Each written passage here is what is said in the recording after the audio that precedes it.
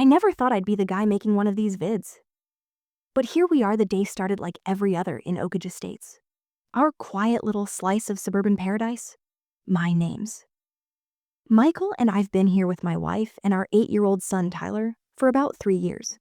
Now Tyler had been pestering me for a treehouse since we initially moved in, and I eventually gave in last month. I'm trained architect. So I was not about building some flimsy death trap. I sat down to create something beautiful, strong, and most essential safe. I double-checked our Cap Code Homeowners Association carefully prior to starting building. There were no prohibitive mentions against tree houses. Yet, structures had to be aesthetically compatible with the COD codes for neighborhood and could not exceed 12 feet tall from grade. My design fulfilled all of the standards. I even color coordinated with the same house color as our, so that it combined with the house I worked on 3 weekends, building it with Tyler helping, which usually involved giving me the wrong tools and spilling lemonade on my blueprints. But those were special moments I wouldn't trade for anything. The treehouse was complete on a Sunday afternoon. Tyler was over the moon, immediately stating it his command center and filling every spare minute up there with his friends. That's when Hurricane Karen made landfall in our lives. Karen Wilkins, the president of the HOA, had been a thorn in all our sides since taking the position in a special election, where only 14 people bothered to show up. She was in her 50s with that telltale blonde highlighted bob haircut that seemed de rigueur for her type, always dressed in pastel cardigans, regardless of weather. 3 days after we completed the treehouse, the doorbell rang. I opened it to see Karen standing there, clipboard in hand. Lips pursed so tightly they'd essentially disappeared. "Good afternoon, Michael," she spoke with her saccharine smile that didn't quite reach her eyes. "I'm conducting an inspection of the property and noticed you've erected an unauthorized structure on your property." I leaned against the doorframe, giving her insincere smile its equivalent. "Hi, Karen, if you're speaking about my son's treehouse, I can assure you it's entirely in compliance with HOA rules. I read the bylaws in advance." She made a small too-tang sound, flipping through clipboard reports. "Well, I don't recall approving any architectural changes, and all exterior structures require board approval before construction can begin." Her tone suggested she was explaining something to a very slow child. I maintained my cool, though I could feel a headache brewing in the making. Actually, Section 7, Paragraph 3 of the bylaws clarifies structures under 100 square feet, which meet aesthetic and height standards, don't require pre-approval. The treehouse is 80 square feet and utilizes materials and colors in accordance with my house. It's also just 10 feet high, well below the 12th limit. Karen's eye flickered because she clearly hadn't considered me to be more knowledgeable about the rules than she was. "Well, I'll have to look into those measurements myself," she said with a hint of annoyance creeping into her voice. "And I'm concerned about safety issues. That building can be a danger to the neighborhood." I smiled again this time because I was really amused by her persistence. "You're welcome to come measure it, though. I'd rather you scheduled a time instead of coming onto my property unannounced as for safety. I'm a licensed architect. I constructed it to surpass residential building codes. Even though, technically, it doesn't have to be in compliance at this size." That seemed to throw her momentarily. "You'll be getting a formal notice of violation," she said tersely, before she turned on her heel and strode back down my walkway. I closed the door and thought that was it. I was wrong. 2 days later, I received an official-looking letter threatening me to tear down the illegal building in 72 hours or face a fine of $100 per day. I sent an immediate response with photographs, measurements, and quotes of the relevant bylaw sections documenting. We were compliant. I also sent copies to the other members of the board, whom I'd encountered at a few community functions, most of whom were reasonable people who seemed embarrassed by Karen's enthusiastic enforcement.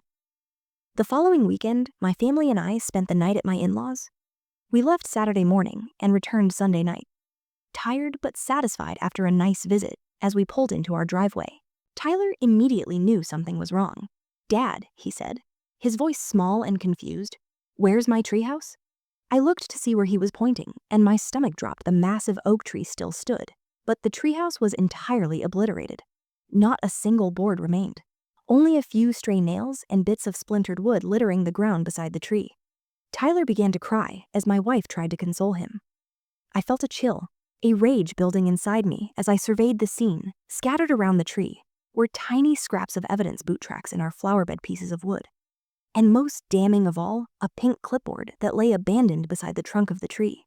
It had Karen's name engraved on a gold plate at the back. I took photos of everything, being careful not to disturb what was clearly a crime scene. Then I contacted the police. The officers responding were surprisingly sympathetic. Officer Rodriguez listened attentively as I recounted the story displayed my evidence of the Treehouse's compliance with HOA regulations, and the threatening letter I'd received when I handed him Karen's clipboard. His eyebrows shot up. "Well, that certainly eases our job easier," he said, with a hint of humor in his voice. "Well, we'll have to interview Ms. Wilkins." I didn't have to hang around long, as Officer Rodriguez was taking my statement. A police patrol vehicle showed up outside Karen's house 3 doors down. I could see her flailing gestures from her front window as another officer interrogated her. 20 minutes later, they were walking her out in handcuffs, protesting loudly enough for all neighborhood to be hearing. "This is ridiculous. I was enforcing the rules. I'm the president of the HOA. You can't arrest me for doing my job." Her voice had risen to a high-pitched whine that sent neighborhood dogs yelping. Officer Rodriguez said they were charging her with criminal trespass, destruction of property, and possibly breaking and entering the materials, and labor to construct the treehouse were worth more than $2,000, making it a felony crime.